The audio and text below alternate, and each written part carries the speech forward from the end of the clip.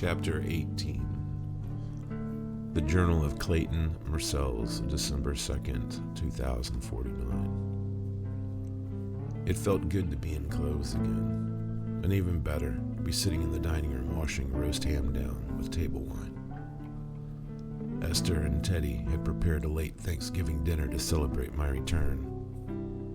The table was set with flickering candles, spicy fried potatoes, and a host of pies which filled the room with the ambrosia-like scent of apples and pumpkin. In the background there was some very old music playing which I knew, but I couldn't name immediately. After a time I realized it was the Purple Rain soundtrack by Prince and the Revolution. I wondered, with some amusement, if the movie had somehow inspired part of the group's look. If I was insane, then this was the best hallucination I had ever had. Having stuffed himself, Ryan sat by my side, drinking port and smoking a cigar. Angelica sat on the left, watching my unabashed display of gluttony with delight. "I'm sorry, Clayton, but I didn't know what else to do," she replied, with heavy guilt in her green eyes. "I knew we didn't have the means to treat you here, so I called for an ambulance. We came to the state hospital to claim you, but you'd already been flown out to Maryland. Jesse hacked into their security network, and we watched everything on the cameras they had in your room." Christopher spoke as if relating a particularly painful memory. "We heard everything they were saying and offering you, but we couldn't do anything to stop it. We saw emails that the doctors were sending to the company about you, and we knew that they were planning a sudden accidental problem during your surgery." Jesse sat across from me thoughtfully, sipping Merlot as he added, "They were going to jack you into their mainframe and download every bit of information stored in your data chip and biological memory. They would have seen everything. Afterward, you would have been a vegetable if you survived. So, what made you think of sending the birds?" I said over a mouthful of succulent ham, dripping with brown sugar and pineapple. "You don't send the ravens, my friend. They went to get you." Christopher spoke with admiration, as if I had somehow risen in his esteem. I pondered this for a moment as I chewed, and then, setting my fork down, wiped my face with a napkin and settled back. "I guess this is a good time as any to talk about what I saw." "What you saw when?" Angelica asked. I still hadn't mentioned what I had seen while I was unconscious. "When I was comatose, I went into the vortex again and accessed more data from the Yamashita archive. I don't understand what it all meant, but I'm hoping you all could help me put it together." I then began a long step-by-step explanation of all I had witnessed from the time I passed out in the ambulance. They listened intently, and by the time I got to the dream about Dragoslav, the inventor, all were enwrapped and still with fascination. "Thank God Shaden and Dee are all right," Angelica said with a tone of relief. "Your sister was acting as an agent of the Raven inside the vortex." Teddy's voice was filled with awe. "Does that mean that she's one of us?" Esther asked of the group.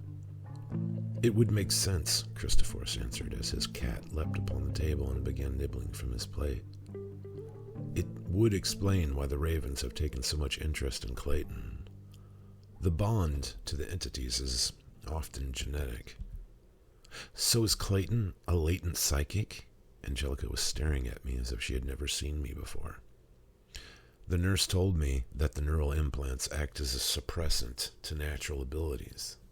Does that mean if I didn't have this thing in my head, I'd be like you guys?"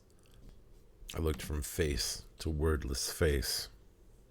"It looks like a strong possibility," Jesse finally answered. "Levine has the theory that all the Weineiers are born as latent astral projectionists or remote viewers, but there's no way of telling if you were a part of our group or who you were unless you remember on your own. So, if in the ghost world Yamashita is trailing the ghost light energy all the way back to the 40s, what does that mean?" "It doesn't make any sense," Ryan said. Yamashita didn't get involved until Nico Arata brought the vortex to her father's attention some 80 years later. He was the one who convinced the Yamashita board to take an interest in the vortex. It would mean that there is an entire aspect of this situation that we are not aware of, Esther added, as she stood and began clearing plates from the table. You don't have to do that, Teddy said, gently grabbing her arm. It's okay. Old habits die hard. She kissed his cheek and continued her work. And what about this spook that's hijacking Ghostlight? Angelica stood and began to help Esther. It all has something to do with that house, I said as I snagged one more piece of ham before Esther carted it off the counter. We need to talk to Dee and Shaden, Ryan said with obvious frustration. I've tried to deactivate Yamashita's tracking program from the scanner, but it's all hardwired to the vortex. You turn one of those things on and you might as well just call the company and give them your name and address. Jesse withdrew his laptop and placed it on the table before him. I think Clayton was right about Dragoslav, though. Everything about him matches the profile of Nikola Tesla, right up to his discomfort when they shook hands. Let's pretend that Tesla discovered Ghostlight before he died. Now, from a historical standpoint, that would mean that if all this got started in the 40s, the advance of the technology would be almost a century ahead. But they didn't, I said. There's nothing in the data I acquired from the Yamashita sphere that would indicate such a discovery on their timeline. You're thinking in terms of linear time.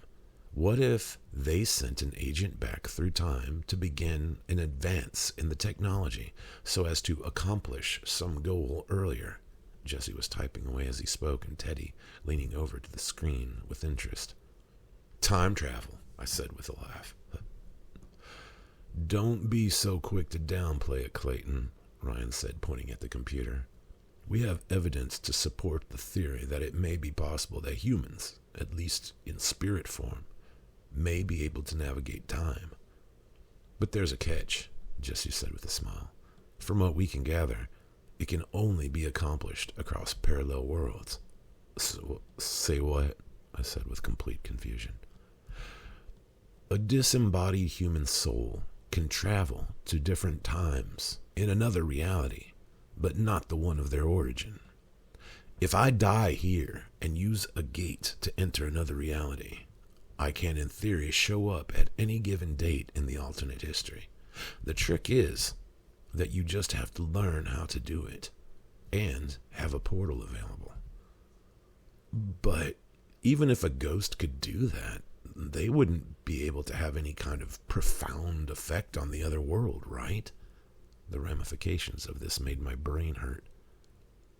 We don't know that, especially considering the high level of spiritual interaction in the ghost world. So a ghost could have traveled back in time and tried to initiate a Ghostlight revolution in their world in the 40s. To what possible end? To be ready in 2025 when the vortex opened, Angelica answered, and I felt as if the floor had dropped out from beneath my feet. And that's why Yamashita would need Neil Kenny, I whispered. What if he and his entire army of disfigured ghost worshippers are working for Yamashita? And even worse, he's working both sides of the mirror. He's got people in both worlds working for a common purpose. But what purpose? I don't think that Kenny is working for Yamashita. If that was the case, then they wouldn't have needed to steal the Ghostlight information from Nico Arata. Jesse paused from his typing and gazed at the flames of one of the candles, its light reflected in the lenses covering his eyes. It seems more likely that Kenny is, in fact, manipulating others from within. Could Kenny be in control of Yamashita? Christophorus offered. Anything is possible. The question is, what's our next move? We all sat in silence, listening to the sound of clinking dishes and running water, pondering Jesse's words. We need to get in contact with the other side. I have always been a master of the obvious. It's too bad we can't get a ghost to run errands for us. I had said this as a joke, but it drew looks of wonder from the others. Your sister is a raven, Jesse said, suddenly smiling. Yes, but what does that mean? I had been wondering about this exact thing throughout the entire evening. Well, we don't really understand the ravens ourselves, Ryan said as his gaze met his brother's in silent communication.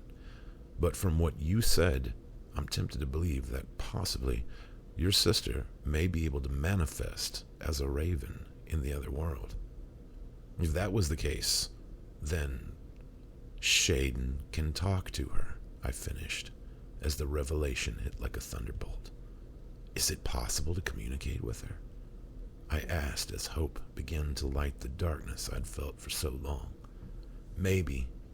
Ryan was lost in thought as smoke rolled from his mouth in long gray tendrils. The problem is that on this side of the vortex, our powers are extremely limited.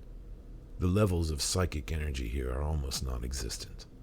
We can't do half the things that Shay and Dee can do in the ghost world.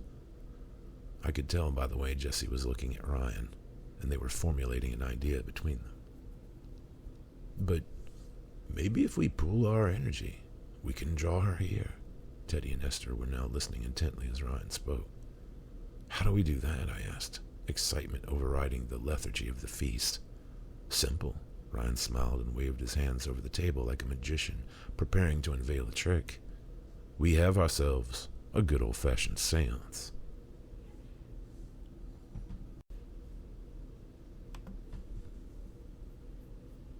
We retired to the parlor, where, as luck would have it, there happened to be a very large, antique round table of solid oak. Candles were lit all around the room, and the hearth stoked to fend off the cold winter chill. Christophorus, being the most adept medium, sat at the head of the table to act as the focus. I sat to his right and Angelica to his left. The Roses sat opposite each other, with Ryan beside Angelica and Jesse by me. Teddy and Esther were together at the end, across from Christophorus. You have to understand, Clayton, Christophorus said, taking my hand. We won't have very much time. I know that there are a lot of things you would like to say to her. But if we can contact her, we have to keep our goal in mind. His words hit more harshly than I expected. He had seen the eager hope in me and knew the possibility of an emotional outburst was in the air. It is imperative that we communicate our needs and information and nothing else. I silently nodded my understanding and tried to hide the disappointment I felt, but I knew he was right. This was not the time or the place for my personal agendas. Now, what was your sister's name? Barbara Wright, but if you're calling her, you might want to say Barbara Marcells Wright. Everyone always called her Barb. As I said this, there was a strange feeling which passed around our circle as the others looked at each other, their expressions as always hard to read behind their goggles. What's wrong? Nothing, man, but that name sounds so familiar, Ryan explained, detaching his eyewear as the others followed suit. What, do you guys think you knew her? Maybe, but I can't say from where or when, he answered as his huge black bird eyes fell upon me. Now remember, all of you, that spirits exist in a different state of consciousness and often can be confused when confronted with the living. We don't know how lucid she is, so we must be patient and above all else maintain our concentration. Now, all join hands. Christophorus gripped Angelica with one hand and mine in the other as the circle united, and we gazed off at the far wall with the shine of candles reflected in his eyes. For a time, there was only silence but for the crackling of the fire and the sound made by the old house as it stood against the wind outside. Concentrate on her with all your ability, Clayton, Christophorus whispered. You are the only one here truly familiar with her presence, and only you can call to her.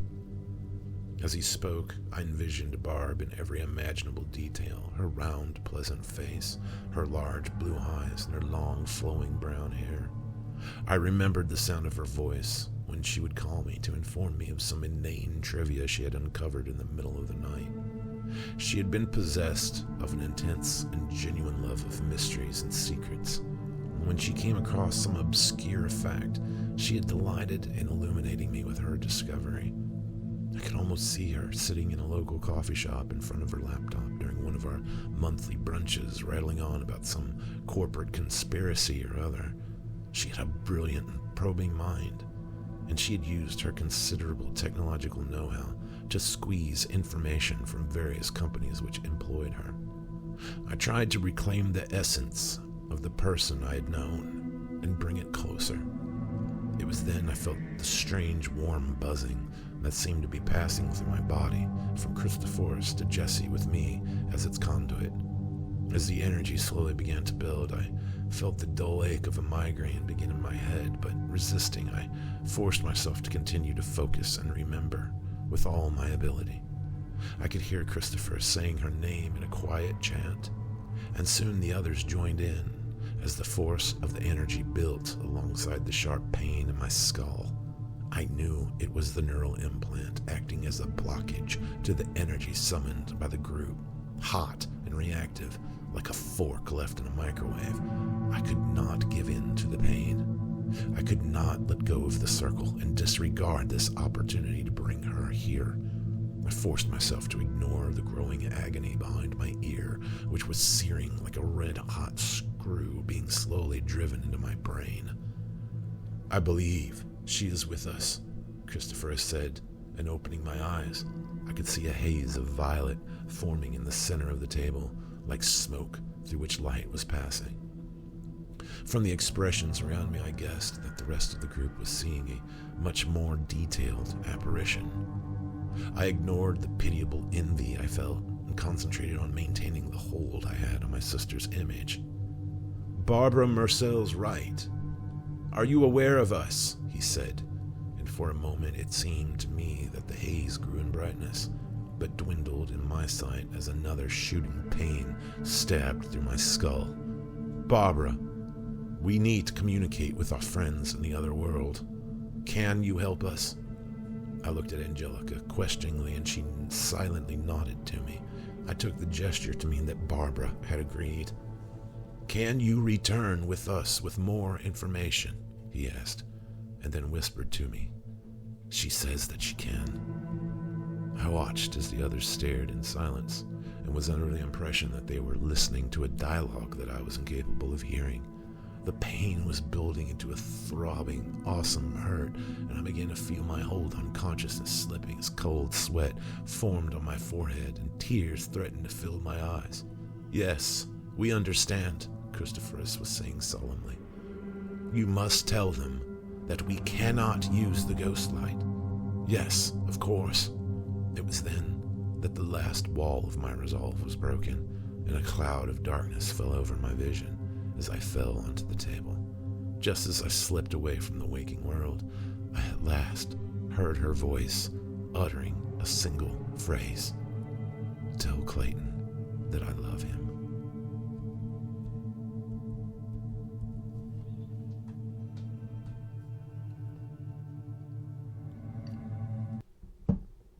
I was informed upon awakening on the sofa that I had been unconscious for 4 hours. It was the dark of morning, and the room was now lit only by the soft glow of the dying embers in the fireplace. Angelica was curled in a large chair, wrapped in a blanket by the fire. I tried to sit up, but was weighed down by the horrible aftermath of the psychic event. My body was a constellation of aches and stiff pain. My head was a vacuous abyss of torn, ravaged trauma, as every creak and groan of the house resounded like cannon fire in my ears. As I lay unable to move, I looked deep within myself and saw that my life force was but a tiny, dwindling flame on the verge of being utterly extinguished. How could I continue on like this? If only they could have removed the cursed device from my head and just let me be free. There was an old grandfather clock in the hallway whose pendulum I could hear knocking from side to side with the clarity of a hammer, beating nails in rhythmic, pounding booms. Time was passing, moment by moment, and I was watching as it drifted before me like dust blown from my hand by relentless cosmic wind. How much time did I have? Angelica stirred and, seeing me awake, came to my side. She ran her hand over my forehead and smiled as she kissed my cheek softly. "Are you all right?" she said, her voice like thunder crashing my eardrums. She reached inside the pocket of the thick sweater she wore and withdrew a bottle of pills. She stood and disappeared from sight for a moment, only to return with a glass of water, which she folded into my hand while placing 3 pills in the other. I weakly placed the white ovals in my mouth and drank the entire glass with unquenchable thirst, the liquid spilling over my chin. I lay quiet and waited until the pain finally began to recede in a heavenly wave of numbness. She turned on a lamp while she waited, and after a time, I sat up and leaned back on the cushions, rubbing my eyes. "She was here," I said, with mixed feelings of joy and sorrow. But I couldn't see her. "You won't have to go through that again. We can call her now that we have established contact." "What did she say?" "She told us that there are groups here like the ones in the ghost world. She said that they were the ones who attacked you, and that the presence of the ghosts coming here through the vortex is making everything unstable. She said to look for places like old hospitals which might serve as a basis for their activities. She thinks that the vortex is growing, and the Raven wants to end all of this, but she's not sure how. She will return in 2 days with news from the ghost world. Also, she told us to tell you that she's sorry for getting you involved in all this. She had been digging around in Yamashita while she was working for them and came across information that she didn't understand at the time. There were other anomalies in different parts of the world, and Yamashita was built complexes at the various sites. She thinks that her husband was murdered, and she didn't know how to tell you. She had become lost in her obsession with the ghost light and couldn't see what was right in front of her. She was so blinded by grief. She wanted to tell you, but was afraid you would become a target. She thinks we need to find a way to remove the neural implant, or you will die. She loves you very much.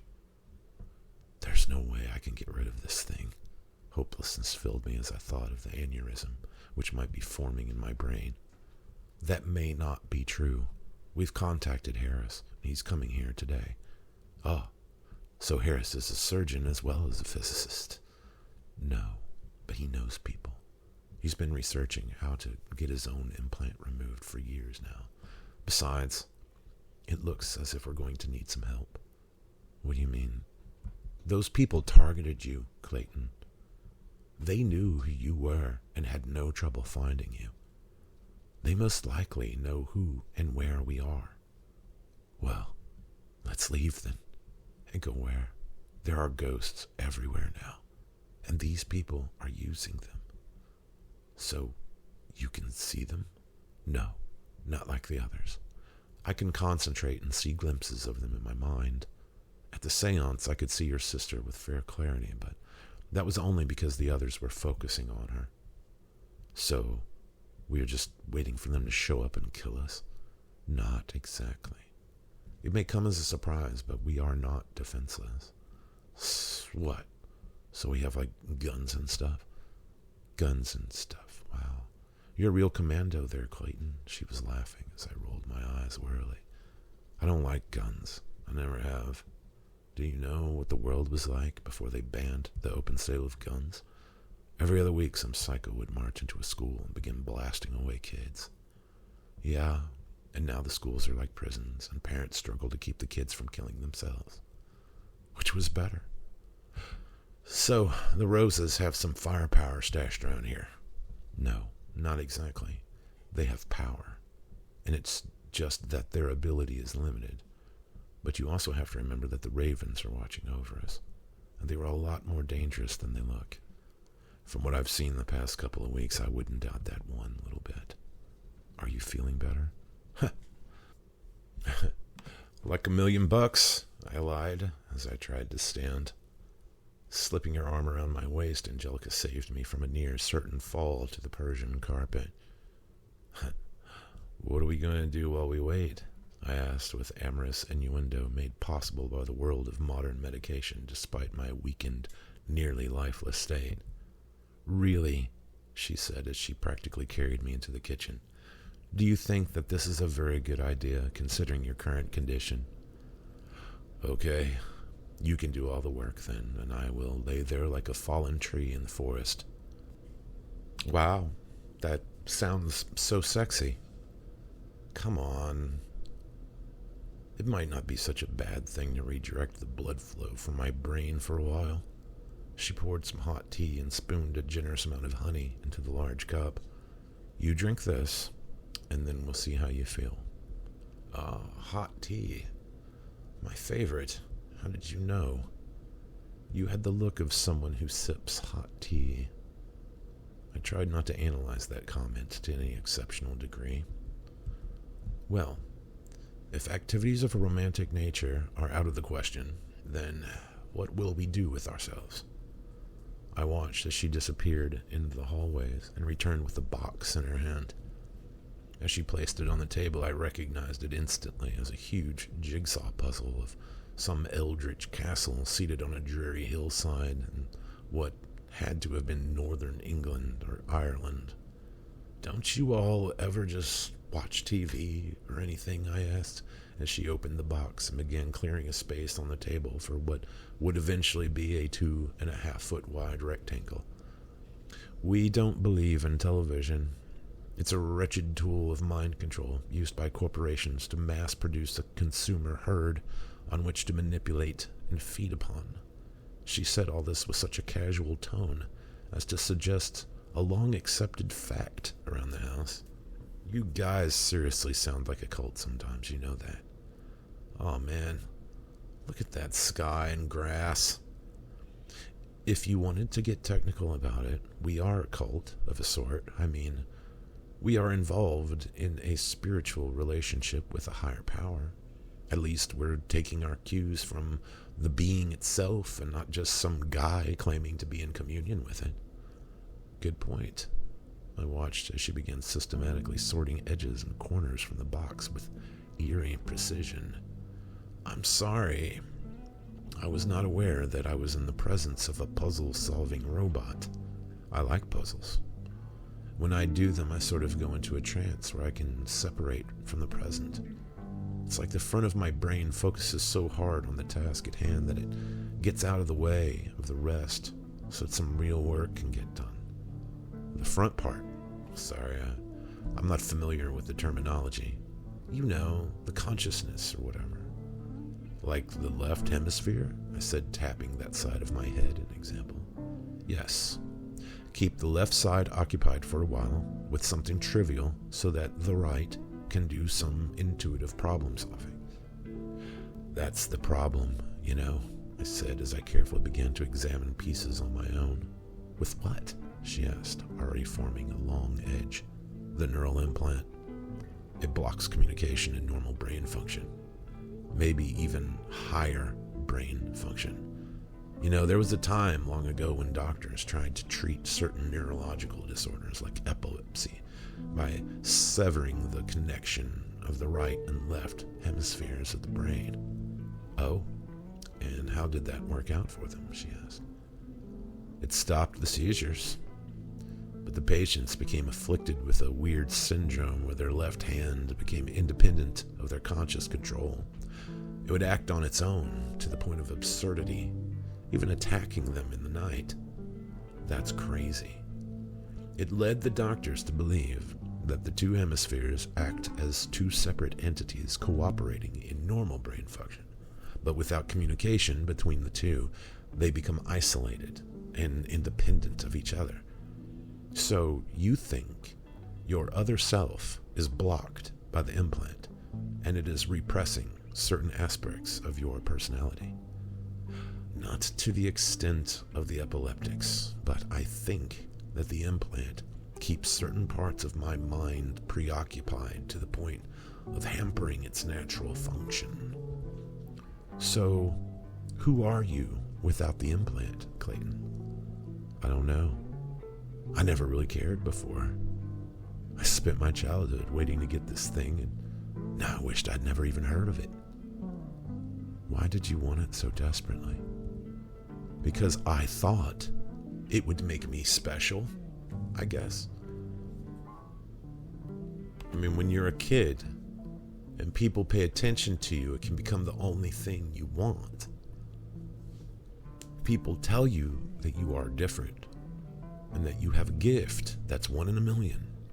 And you would never think to question what it's going to be in the long run. I never would have dreamed that my entire life was going to completely revolve around that one thing to the extent of excluding all else. Now here I am pushing 40 and just learning that there is all this craziness to the universe, life after death, anomalous energy fields, and entities whose very existence defies the laws of physics. I've never even had a decent relationship with another human being besides my sister, and I more or less treated her like a nuisance until the day she was gone. That really is sad, but I do know how you feel. How could you? I looked up at her, but she was still sifting through the puzzle pieces in calm distraction. In case you haven't noticed, there's something wrong with me too. Okay, care to elaborate? I really don't even know where to begin. I'm incomplete. But it's not because of any brain malfunction. You seem all right to me. Really? Haven't you wondered why I'm not like the rest of the group? The thought had crossed my mind, but your eyes are so pretty, I'd hate to see them hidden behind a giant pair of goggles. She smiled and glanced up from the full corner she had already assembled. I have thoughts, memories, and a working identity. I am a person like most, but I've never been whole. I can borrow the energy of the raven and do these amazing things, but still, it has never taken me as one of its own. I am closer to these people than I ever was to my family, but I'm still just an outsider. I've never awakened to my past lives like then. And I've always just felt very lonely and different. No wonder we hit it off. Yeah, I guess so. Wow. You are really good at puzzles. She looked over at the vast corner I had pieced together while she had barely completed a small portion of the picture's sky and left side. Actually, when I'm not drugged and suffering potential brain damage, I'm amazing at them. You know, puzzles always make me think of that movie, Citizen Kane. I've never heard of it. It's a really old movie from the 40s. It's about this guy who was born into poverty, but by a fluke, his family gets rich. Once he grows up, he buys a newspaper and becomes the most successful publisher in the country. At first, he's all about defending the working man and making a difference, but eventually, he becomes completely disillusioned with the world. So he builds this massive palace that he calls Xanadu and isolates himself there, hosting all these parties and crap in an attempt to entertain his second wife, who he has almost driven to suicide. He obsessively buys all these sculptures and artwork, but half the time, he doesn't even take them out of their crates. He had, in essence, become what was popularly referred to as a hoarder in the turn of the century culture. His wife, who is your basic, simple, small-town girl or whatever, spends her time putting together puzzle after puzzle. And when he criticizes her for this, she tells him that it's just as good of a way to spend time as the ridiculous collecting of art that he doesn't even really appreciate. What happens to them? Angelica had stopped her work and was listening closely, a piece of castle tower still held in her fingers. She leaves him, and he completely closes himself off to the world and eventually dies, longing for the one time in his life that he was really happy. That is remarkably depressing, Clayton. It is, but the real kicker is that when his wife is leaving him, she basically sums up the core of his personality, which is that he wants everyone in the world to love him, but he is incapable of actually loving anyone else. If you want to get more clinical, his personality was stunted in some early phase of development before he could understand how to truly care for others. With no neural implant or psychic interference, he was still just as incomplete and lonely and empty as us. You really know how to turn on the charm, Clayton. I'm just saying, Angelica, that all humans are incomplete and lonely. We all have a void, and we all seek to fill it. Maybe filling that emptiness is a lifelong project, and all we can do is to find some role to play and perform it to the best of our abilities. All I know is that now I have come to the conclusion that I want to learn how to really care about others. I'm sick of technology and this endless, stupid career just sucking up my life like a vortex, she finished. Yeah, like a vortex. That's why we need to close that hole for good. Because just as it's sucking in all that energy and life, it's expelling all kinds of darkness and creating a doorway for destruction to come walking through. Come on, she said, standing from the table and letting the puzzle piece drop from her hand. Where are we going? Upstairs. We have something else to do before Harris gets here. Your sexy pillow talk has convinced me that you're up to the task.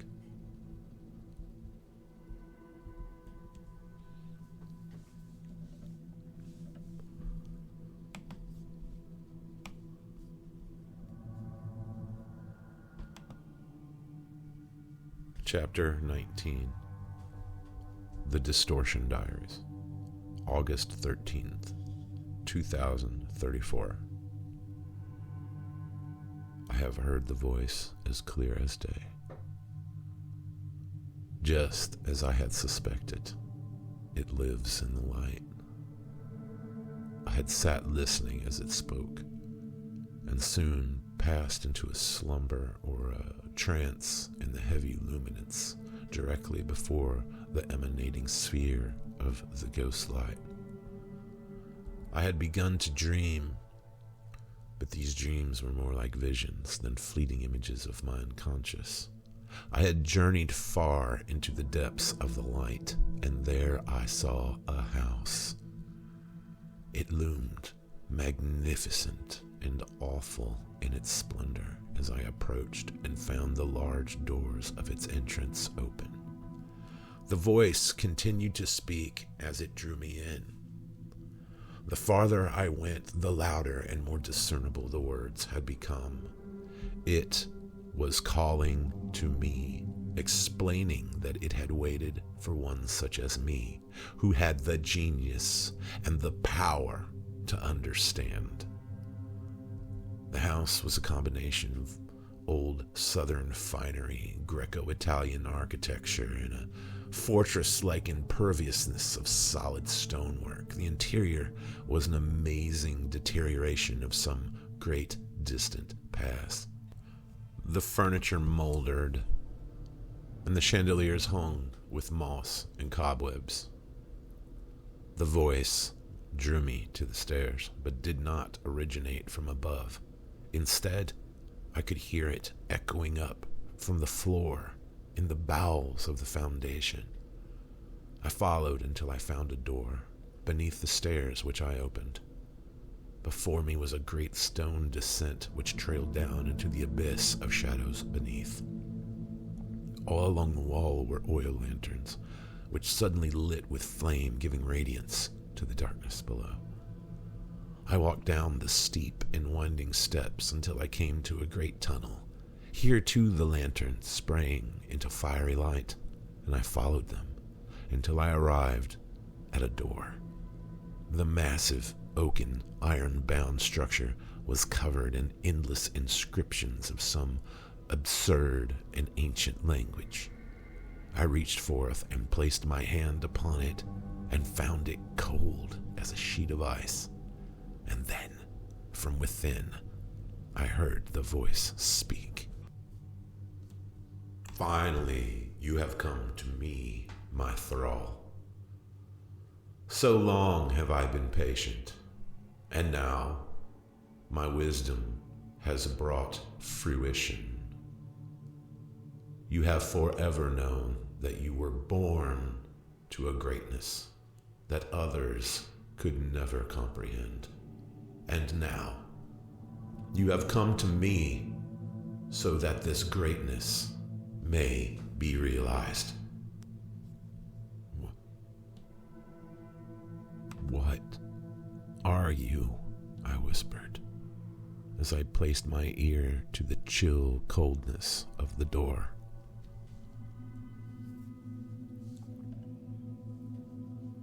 "I am the god of transformations, alterations, and rebirths. You have worshipped me your entire life in ignorance of your fealty. Even in the darkness you have served me well. But now you will accomplish so many even greater things. I have twisted and transformed entire worlds, but I am now broken and bound behind this door. You will unlock it, and you will see my face." I heard then a great rumbling from within the door, and watched as an emerald light shone out from the cracks around the edge of the threshold. It was then, as I watched, that the tunnel began to fill with black, stagnant water, which quickly had risen to my waist. And as I struggled to wade back to the stairs, I soon realized that my fate was sealed as the foul, swamp-smelling liquid rose to my shoulders. It was only just as I drew my last gulp of air that I awakened.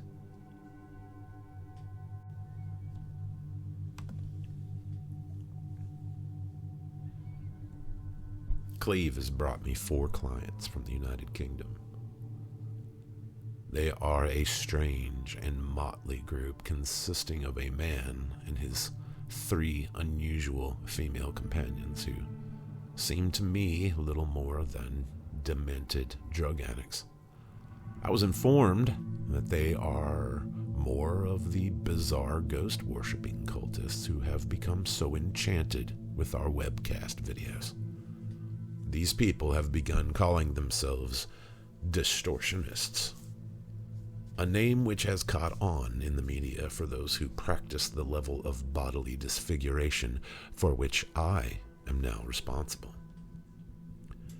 I have viewed the designs given to me by the 4 and am greatly impressed by the amount of perversity with which they are willing to subject themselves. Like most distortionists, they do not recognize themselves by their formal given names, but elect to rename themselves in the representation of the new form in which they will inhabit.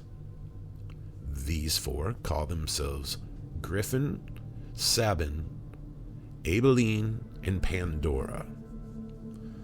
They volunteered to pay me in cash, and I have to admit that for a moment I almost rejected their payment, so delighted was I to reproduce the images they had created digitally on their own living flesh.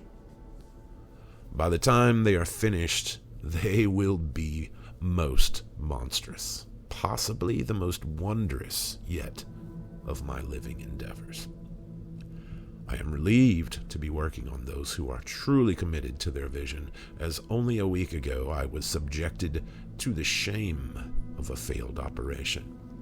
A young woman, barely 16, and her ridiculous boyfriend were brought to me by Cleve. The girl was obviously reluctant to undergo the procedure and attempted to opt out midway through the surgery. Her struggling and cries made it almost impossible to continue, and I was forced, much to Cleve's dismay, to terminate the procedure by ending her life. Cleve was livid, but still managed to kill the boyfriend before his escape. "I told you! We can't kill these people!" Cleve had hissed through the solid steel bear trap-like device that had replaced his lower jaw. "It's bad for business!" "May I remind you, Cleve," I said as I hurriedly rushed to switch on the ghost light, as I had already noticed the spirits of the two beginning to materialize, "that we will have no business if we are captured by authorities." "Exactly what do you propose I should have done? Let the girl and her lover go with a refund and ask them nicely not to say anything to the authorities?" Cleve did not respond, but simply stared angrily at the two apparitions as they disintegrated in the indigo light over their corpses. "If you don't want to have more issues like we have had tonight, then I suggest you screen your clients a little more carefully." Cleve nodded as he scratched the raw, stapled flesh around the large titanium plate which had been grafted onto his skull with bare, fleshless, bone-like fingers. I had replaced the epidermis of his entire right arm with a transparent material which left his muscle tissue, tendons, and bone exposed to view. When his shirt was removed, one could see that his torso had been covered in the same invisible material. "Yeah, I guess you're right," he sighed, as he began dragging the bodies over to another table. "But in my defense, they seemed on the level when I interviewed them." "Did they seem on the level, or did they just have the cash on hand?" I sneered. "Little of both," he said as he removed a bone saw from my table and began working tirelessly at dismembering the bodies for easier disposal. Since his last surgery, he had, like most of the distortionists, taken to the constant usage of their favored drug, the methoxyflurane 6. Cleve carried a constant supply of the painkiller and a multitude of inhalers now. I had noticed that the hourly self-medication by the substance was having a fascinating, wretched effect on his personality in general. He had become increasingly sadistic and perverse in his habits, and at times seemed lost in dementia. Also, he had become careless, and to me, this was unacceptable. I have begun to wonder if maybe I may have to rid myself of Cleve's presence altogether.